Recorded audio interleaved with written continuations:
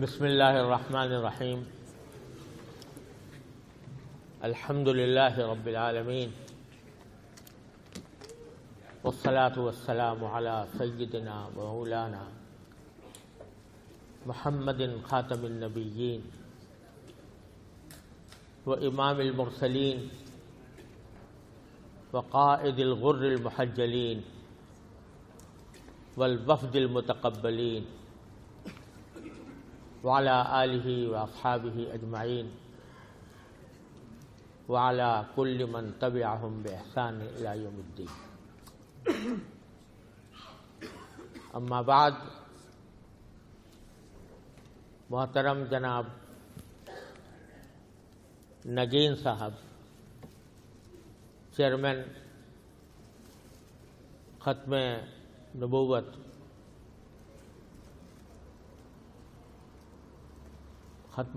Trust, حضرت علامہ خالد محمود صاحب دامت برکاتکم، حضرت مولانا فیاض الحسن صاحب اور معزز علماء کرام اور میرے انتہائی قابل احترام حاضرین، السلام علیکم ورحمۃ اللہ تعالی وبرکاتہ.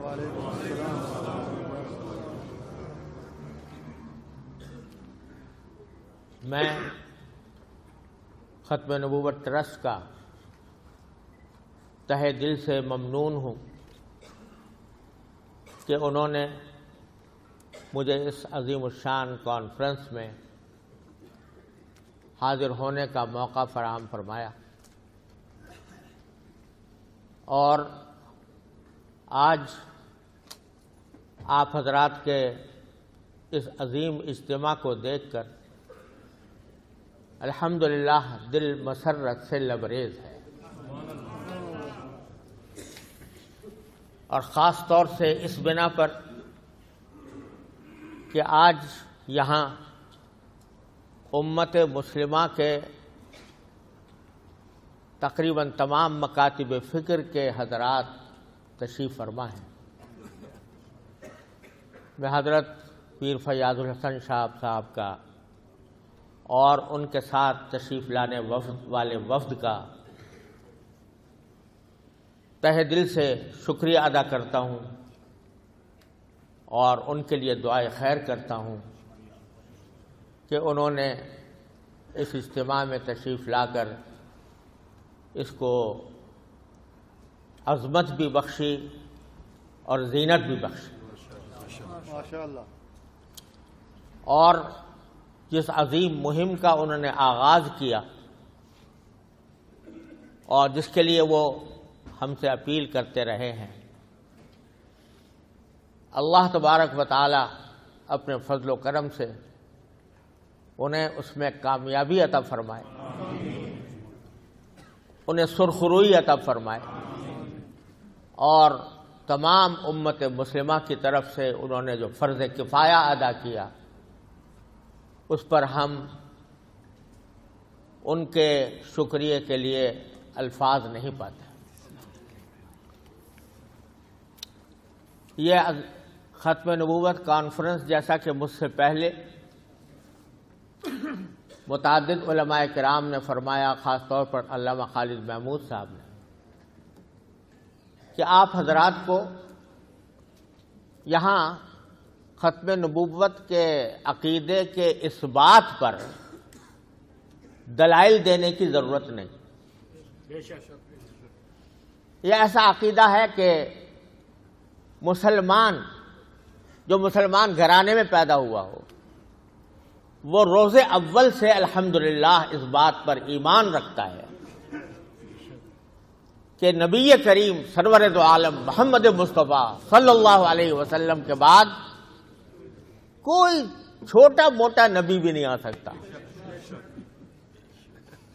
اور اگر کوئی نبوت کا دعویٰ کرے تو وہ در حقیقت دائرہ اسلام سے خارج ہے، اس کو کسی بھی صورت میں مسلمان تسلیم نہیں کیا جا سکتا. لہذا اس عقیدے کے دلائل آپ حضرات کے سامنے بیان کرنے کی ضرورت نہیں ہے، اور اگر تھی تو پہلے حضرات مقررین نے اس کے اوپر کلام کیا ہے۔ لیکن جو بات آج کے ماحول میں خاص طور پر یاد رکھنی چاہیے، بسا اوقات ہم لوگ اس سے غافل رہتے ہیں یا اس بات کی طرف توجہ نہیں دیتے کہ آج وہ لوگ جو ایک جھوٹی نبوت کے متبع اور پیروکار ہیں، وہ دنیا کے سامنے اپنے آپ کو مظلوم بنا کر پیش کر رہے ہیں، خاص طور سے اس ملک میں، مغربی ممالک میں ہمارے ساتھ ظلم ہوا ہے، ہمیں بڑی جو ہمیں مسلمان تسلیم کرنے سے انکار کر دیا گیا ہے، ہمیں غیر مسلم قرار دے دیا گیا ہے، ہم تو اللہ کو مانتے ہیں، ہم کو رسول اللہ صلی اللہ علیہ وسلم کے اس کو تسلیم کرتے ہیں، ہم آخرت پر ایمان رکھتے ہیں، ہم نمازیں پڑھتے ہیں، ہم روزے رکھتے ہیں الی آخری۔ اور یہ بات جو ناواقف لوگ ہیں ان کو بسا اوقات کچھ اپیل کر جاتی ہے کہ بھئی ہمیں تو کوئی خاص فرق نظر نہیں آ رہا، جیسی وہ نماز پڑھتے ہیں ایسے، جیسے مسلمان نماز پڑھتے ہیں یہ بھی پڑھتے ہیں، رمضان میں وہ روزے رکھتے ہیں ہم بھی رکھتے ہیں۔ تو یہ سب باتیں لوگوں کو گمراہ کرنے کے لیے اور لوگوں کو مغالطہ دینے کے لیے یہ باتیں کہی جاتی ہیں، اور بسا اوقات لوگوں کے دل میں اتر بھی جاتی ہیں، وہ لوگ جو حقیقت سے ناواقف۔ بات یہ نہیں ہے کہ ہم نے ان کو اسلام سے نکالا، انہوں نے خود اپنی کتابوں کے ذریعے، اپنی تالیفات کے ذریعے، اپنے مقالوں کے ذریعے، اپنی تقریروں کے ذریعے پوری امت مسلمہ کو اسلام سے نکالا۔ انہوں نے کہا کہ جو شخص مرزا غلام احمد قادیانی کی نبوت پر ایمان نہیں رکھتا وہ نہ صرف یہ کہ مسلمان نہیں، نہ صرف یہ کہ وہ کافر ہے، بلکہ کنجریوں کی اولاد ہے۔ تو بتائیے ظلم کس کی طرف سے ہوا؟ وہ قوم جس کا پیشوا آنے کے بعد جو اربوں مسلمان آباد ہیں ان سب کے اوپر کفر کا فتویٰ لگاتا ہے، کہتا ہے یہ سب اسلام سے خارج ہیں، یہ کافر ہیں۔ تو نکالا کس نے؟ اس نے نکالا۔ اور اس لحاظ سے بات یہ بھی اس لحاظ سے سمجھنے کی بات ہے کہ جب نبوت کا دعویٰ آتا ہے حضرت نوح علیہ السلام سے لے کر اور جناب نبی کریم سرور دو عالم صلی اللہ علیہ وسلم تک، جب کوئی نبی آتا ہے تو اس کی امت دو حصوں میں تقسیم ہوتی ہے۔ ایک حصہ وہ ہے جو اس پر ایمان لاتا ہے، مسلمان ہوتا ہے، اور ایک وہ ہے جو اس پر ایمان نہیں لاتا، اس کی تکذیب کرتا ہے، وہ کافر ہوتا ہے۔ اگر مرزا غلام احمد قادیانی نے جب دعویٰ کیا تو اس کا منطقی نتیجہ یہ کہ وہ جو اس کو نہ مانے اس کو کافر قرار دیا۔ تو کافر اس نے قرار دیا، یہ کہا کہ یہ مسلمان نہیں ہے، یہ کافر ہیں۔ کافر بھی ہم تو اپنے کلام میں ہمارے بزرگوں نے یہ سکھایا کہ ہم اگر اختلاف بھی کریں تو اختلاف بھی تہذیب اور شائستگی کے دائرے میں ہو۔ کسی غیر مسلم کو غیر مسلم قرار دینا کوئی گالی نہیں ہے۔ اگر ہم کسی عیسائی سے کہتے ہیں بھائی آپ مسلمان نہیں ہیں، کوئی گالی ہے؟ کسی غیر مسلم کو غیر مسلم قرار دینا کوئی گالی نہیں. اگر یہودی کو کہے کہ بھئی تم مسلمان نہیں ہو تو وہ تسلیم بھی کرے گا اور اس کو کوئی گالی بھی نہیں سمجھے گا. لیکن لہذا ہماری طرف سے یہ بے شک کہا گیا اور کہا جاتا رہا، کہتے رہیں گے، اپنی زندگی کے آخری سانس تک کہتے رہیں گے کہ یہ غیر مسلم ہے. لیکن گالیاں ہمارے بزرگوں نے نہیں دی. ہمارے بزرگوں نے گالیاں نہیں دی. اور انبیاء کرام علیہ الصلوۃ والسلام کا طریقہ اختیار کیا کہ گالیاں ان کے مخالفین دیتے ہیں اور یہ جواب گالی کا گالی سے نہیں دیتے. ہم نے یہ کام نہیں کیا، ہمارے اکابر نے نہیں کیا، ہمارے بزرگوں نے نہیں کیا. اکا دکا کسی نے کہہ دیا ہو تو اس کی ذمہ داری اسی کے اوپر ہے. لیکن ہمارے بزرگوں نے گالیاں نہیں سکھائیں. اور آپ مرزا صاحب کی کتابوں کو اٹھا کر دیکھ لیجئے، کیسی کیسی گالیاں اس میں موجود ہیں، کیسی کیسی گالیاں. الفاظ زبان سے نکالنا بھی مشکل ہے، ایسی گالیوں سے بھرے ہوا. بتاؤ پوری نبوت کی تاریخ میں کوئی نبی ایسا ملے گا جو گالیاں دیتا ہو؟ کوئی نبوت کی تاریخ میں کوئی ایک نبی تو ایسا نہیں ملے گا کہ جو گالیاں دیتا ہو. وہ سارے مسلمانوں کو، امت اسلامیہ کے اربوں انسانوں کو انہوں نے نہ صرف یہ کہ غیر مسلم کہا بلکہ گالیاں دی. جو میری اتباع نہ کرے وہ برباد ہو. آج تک کسی نبی نے بد دعا نہیں دی اپنی امت کو. نبی کریم صلی اللہ علیہ وسلم نے بد دعا اگر دی تو اس کے کفر کی وجہ سے نہیں، بد دعا اگر دی تو اس کے ظلم کی وجہ سے. کفر الگ چیز ہے، ظلم الگ چیز ہے. کسی کافر کو، غیر مسلم کو آپ نے اس کے غیر مسلم ہونے کی بنا پر بد دعا نہیں دی. وہ تو دعا یہ دی، اللہم اہد قومی فانہم لا یعلمون.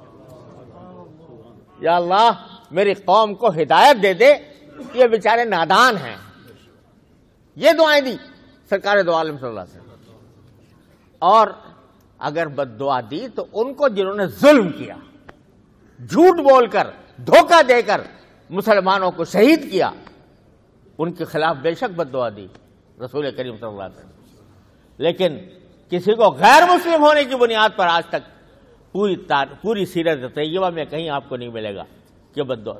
گالی دینا تو درکنار، بد دعا نہیں دی. جنہوں نے آپ کو زخمی کیا، آپ کے گھٹنے لہو لہان کیے اور آپ کی نسل میں کہ باتیں نہیں مانی، پتھر برسائے، غنڈوں کو ان کے پیچھے چھوڑ دیا، ان کے بارے میں ملک الجبال آ کر کہتا ہے کہ اگر آپ چاہیں تو میں ان پہاڑوں کو اس طرح ملا دوں کہ یہ بستی ختم ہو جائے، تباہ و برباد ہو جائے. رحمت للعالمین صلی اللہ علیہ وسلم نے اس وقت جب کہ گھٹنوں سے خون بہ رہا ہے، اس وقت جب کہ کوئی ٹھکانہ دینے کو تیار نہیں ہے، اس وقت جس کے بارے میں حضرت عائشہ سے آپ نے فرمایا کہ میرے اوپر سب سے سخت دن وہ گزرا تھا طائف سے سفر کے واپسی کے اوپر. اس وقت ملک الجبال آ کر کہتا ہے کہ اگر آپ چاہیں تو پہاڑوں کو ملا کر ان سب کو فنا کر دوں. اس وقت رحمت للعالمین صلی اللہ علیہ وسلم کیا فرماتے ہیں کہ میں یہ نہیں چاہتا. ہو سکتا ہے کہ ان کی نسلوں میں کوئی مسلمان پیدا ہو جائے، کوئی توحید کا متوالا پیدا ہو جائے اور اس کے ذریعے اللہ تعالیٰ دین پھیلا دے، اس لیے میں ان کو ختم کرنا نہیں چاہتا. آج ہم اور آپ جو مسلمان بیٹھے ہیں وہ اس وجہ سے رحمت للعالمین صلی اللہ علیہ وسلم کے اس اقدام کی وجہ سے بیٹھے ہیں. کیوں؟ ہم آپ مسلمان ہوئے محمد بن قاسم کے ذریعے. اللہ تعالیٰ نے اس کو سندھ بھیجا. وہ محمد بن قاسم کون سے قبیلے سے تعلق رکھتا تھا؟ قبیلہ ثقیف سے، جو طائف کا قبیلہ تھا۔ طائف کے قبیلے کے لیے آپ نے یہ دعا فرمائی تھی، باوجود کہ انہوں نے پتھر برسائے، لیکن دعا یہ فرمائی تھی کہ شاید ان کے نسلوں سے ایسا پیدا ہو جائے۔ محمد بن قاسم اللہ نے پیدا کر دیا۔ آج ہم سب یہ جو بر صغیر کے مسلمان ہیں، سب اسی وجہ سے مسلمان بیٹھے ہیں کہ محمد بن قاسم وہاں پر آیا تھا اور سرکار دو عالم صلی اللہ علیہ وسلم یہ دعا، یہ امید ظاہر فرمائی تھی۔ تو ہمارا نبی، ہمارا حبیب صلی اللہ علیہ وسلم، وہ تو رحمت للعالمین ہے، اس کے ہاں گالیوں کا کوئی تصور نہیں، اس کے ہاں نفرت کا کوئی تصور نہیں، اس کے ہاں بلا وجہ تشدد کا کوئی تصور نہیں، اس کے ہاں بددعا کا تصور نہیں۔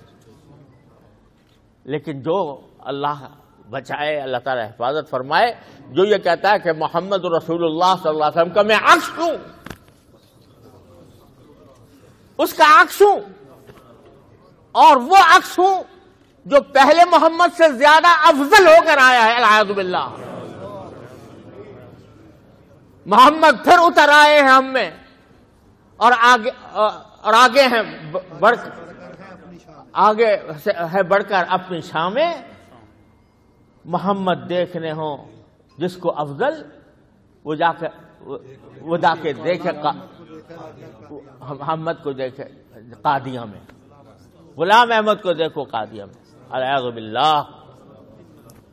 اربعین میں، کتاب اربعین میں کہتا ہے کہ نبی کریم سرور دو عالم صلی اللہ علیہ وسلم کے زمانے میں دین جو ہے وہ پورا نہیں ہوا تھا، العیاذ باللہ۔ وہ ایک نکلتے ہوئے چاند کی مانند تھا جو رفتہ رفتہ بڑھتا ہے، اور آج اس 13ویں صدی کے اندر اور 14ویں صدی کے اندر جس طرح 14ویں رات میں چاند جو ہوتا ہے وہ اپنے کمال کو پہنچتا ہے، تو اس 14ویں صدی میں وہ کمال تک پہنچا، اور کمال تک پہنچ کر نبی کریم سرور دو عالم کا نمونہ بن کر اور آپ سے زیادہ روشنی لے کر آیا ہے، العیاذ باللہ۔ یا اللہ، یہ الفاظ زبان سے نکالتے ہوئے بھی گھن آتی ہے، لیکن وہ کہے، اور صرف اتنی بات نہیں کہ کسی شاعر نے کہہ دیے تھے، اور یہ کوئی کہہ دے کہ پیران امی پرند مریدہ می پرانند، کہ پیر جو ہیں نہیں اڑتے بلکہ ان کے مرید اڑا دیتے ہیں ان کو، یعنی مبالغہ کرتے ہیں، ایسی بات نہیں ہے۔ یہ اشعار اجمل جو شاعر تھا، اس نے ایک کتبے کی شکل میں لکھ کر خود مرزا کو صاحب کو پیش کیے، اور انہوں نے سبحان اللہ کہہ کر اس پر داد، العیاذ باللہ العلی۔ ہاں اکمل، ہاں محمد دیکھنے ہوں جن کو اکمل، غلام احمد کو دیکھے قادیہ میں، العیاذ باللہ۔ اچھا، اور اکمل سے بھی اس نے فائدہ اٹھایا، یعنی اکمل اس کا تخلص تھا، لیکن وہ کمال سے بھی، کہ محمد دیکھنے ہوں جن کو اکمل، یعنی محمد کو کمال کے اعلیٰ درجے پر اگر دیکھنا ہو، العیاذ باللہ، تو غلام احمد کو دیکھے قادیہ میں۔ تو بھائی، ہمارے نبی، ہمارے پیارے، ہماری جان آپ پر قربان، ہمارا مال آپ پر قربان، ہماری آبرو آپ پر قربان، صلی اللہ علیہ وسلم۔ انہوں نے تو کبھی کسی کو نہ بد دعا دی، نہ کسی کو گالی دی، نہ کسی کو برا بھلا کہا، دعوت ضرور دی کہ بھائی آ جاؤ، اسلام میں داخل ہو جاؤ، قولوا لا الہ الا اللہ۔ لیکن جو شخص اپنے آپ کو آپ کا عکس کہتا ہے، اس کے وحی میں گالیاں ہیں، اس کے کلام میں گالیاں ہیں، اور مسلمانوں کے لیے بد دعائیں ہیں، العیاذ باللہ۔ تو جو مظلوم ہیں ان کو کہا جا رہا ہے تم ظالم ہو، اور جو ظالم ہے اس درجہ ظالم کہ وہ نبی کریم سرور دو عالم صلی اللہ علیہ وسلم کی خاتم النبیین کی صفت پر نقب لگاتا ہے، اور جو نبی کریم سرور دو عالم صلی اللہ علیہ وسلم کا عکس ہونے کا دعوے دار ہے اور اس کی بنا پر ساری امت مسلمہ کو کافر کہتا ہے، وہ اور نفرتیں پھیلاتا ہے۔ بتاؤ یہ کہنا کہ جو میری وحی پر ایمان نہ لائے وہ اولاد البغایا ہے، جی اولاد البغایا، ذریت البغایا، یعنی کنجریوں کی اولاد ہیں، وہ ہیٹ پھیلا رہا ہے یا ہم پھیلا رہے ہیں؟ جب کوئی شخص دعوت دیتا ہے کہ بھئی اپنے نام رکھا ہوا ہے جماعت احمدیہ، آؤ اس جماعت احمدیہ میں، تو وہ کیا مطلب ہوتا ہے اس کا؟ کہ ان تمام کتابوں پر باتوں پر ایمان لاؤ جو اس نے اپنی کتابوں میں لکھی ہیں، ان سب باتوں پر ایمان لاؤ۔ اس میں یہ بات بھی ہے کہ جو اس کو پیغمبر نہ مانے وہ کنجریوں کی اولاد۔ تو بتاؤ ہیٹ ہماری طرف سے ہے؟ ہم تو بھائی باوجود اس بات کے کہ اس کے کلام نے ہمارے سینے چھلنی کیے ہوئے ہیں، نبی کریم صلی اللہ علیہ وسلم کی شان میں گستاخیاں، عیسیٰ علیہ السلام کی شان میں گستاخیاں، حضرت مسیح علیہ السلام کا دعوے دار ہونا کہ میں مسیح میں ہوں، اور حضرت عیسیٰ علیہ السلام کی شان میں گستاخی کرتے ہوئے کہنا کہ ابن مریم کے ذکر کو چھوڑو، اس سے بہتر غلام احمد ہے۔ ابن مریم یعنی عیسیٰ علیہ السلام، ابن مریم کے ذکر کو چھوڑو، اس سے بہتر غلام احمد ہے۔ نفرت وہ پھیلا رہا ہے یا ہم پھیلا رہے ہیں؟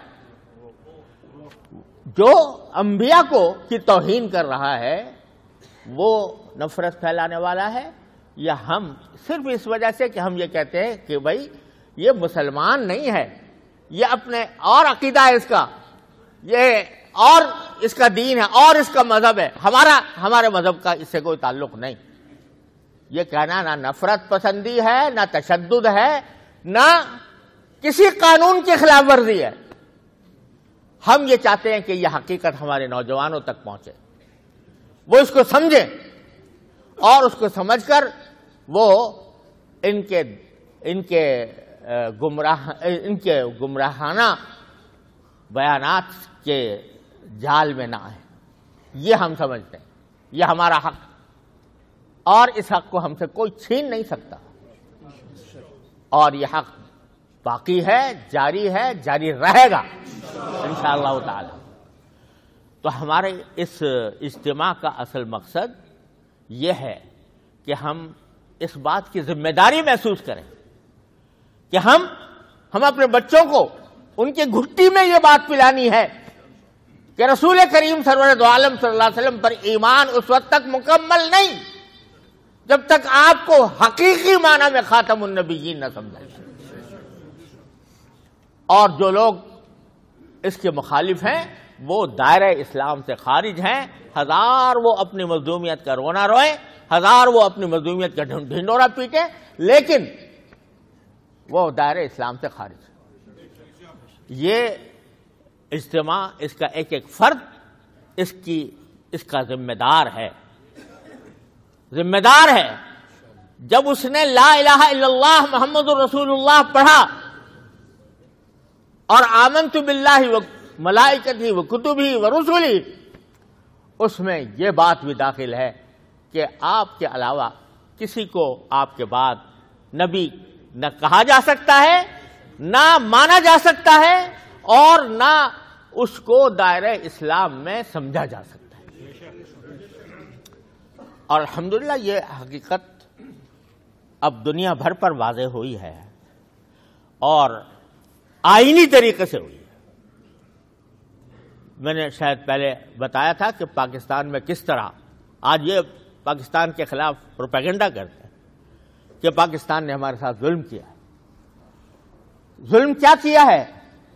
ان کو 350 افراد کی اسمبلی میں اور وہاں پر ان کو پوری آزادی کے ساتھ اپنا موقف بیان کرنے کی آزادی دی گئی، اور کئی ہفتوں تک ان کا بیان ہوتا رہا، ان کے اوپر جرح ہوتی رہی، اور وہ لوگ جو سیکولر تھے انہوں نے بھی آخر میں ساری بحث سننے کے بعد یہی فیصلہ دیا کہ ان کو کسی طرح بھی، آج ہمارے اوپر ان کی حقیقت واضح ہوئی، ساری دنیا کہہ چکی، مکہ مکرمہ میں رابطہ عالم اسلامی کہہ چکی، مجمع الفقہ الاسلامی کے اندر میں نے قرارداد پیش کی، وہ سب نے منظور کی، ہر جگہ اس حقیقت کو تسلیم کر لیا گیا۔ بس ہم اسی حقیقت کو اپنے بچوں تک پہنچانا چاہتے ہیں،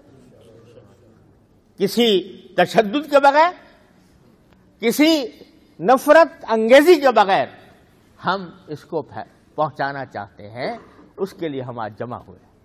اور بھائی اللہ تبارک و تعالیٰ نے یہ ایک موقع فراہم فرمایا کہ مرزا غلام احمد قادیانی کے کتابوں کے جواب میں اور اس کے دعوے کے جواب میں جن علماء کرام نے کتابیں لکھی وہ کسی ایک مسلک سے لوگ تعلق نہیں رکھتے۔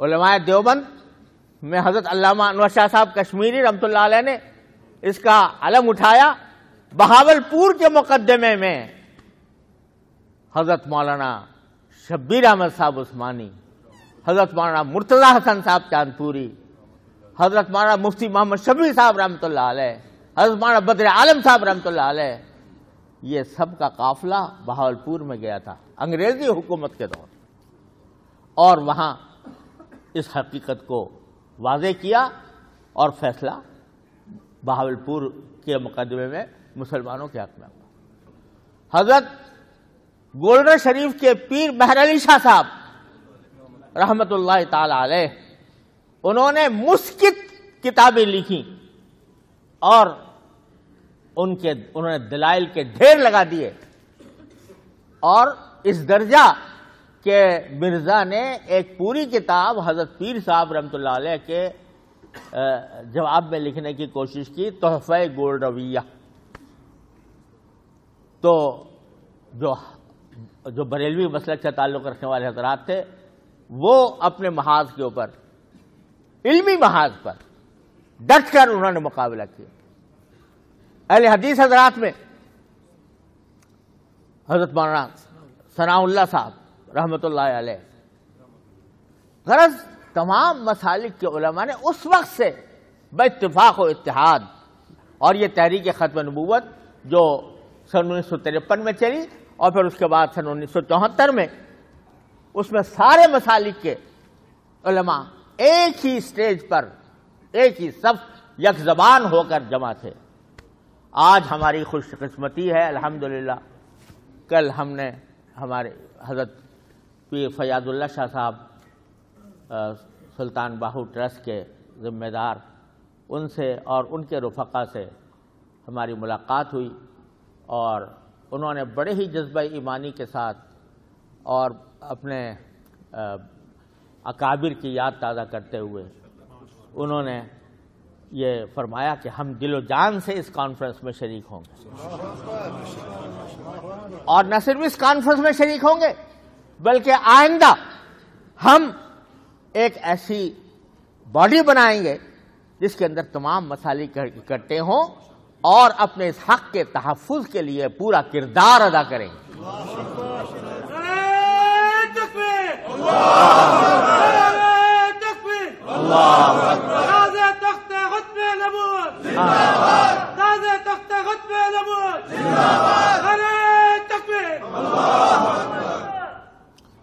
تو ہم ان کے شکر گزار بھی ہیں، اور شکر گزار رسمی طور پر شکر گزار، کیونکہ یہ تو خود اپنے دل سے اس بات کے معترف ہیں کہ اس کام کے لیے ہم سب کو جمع ہونا ہے اگر ہم جمع نہ ہوئے تو ہم اپنی نسلوں کو نہیں بچا سکیں.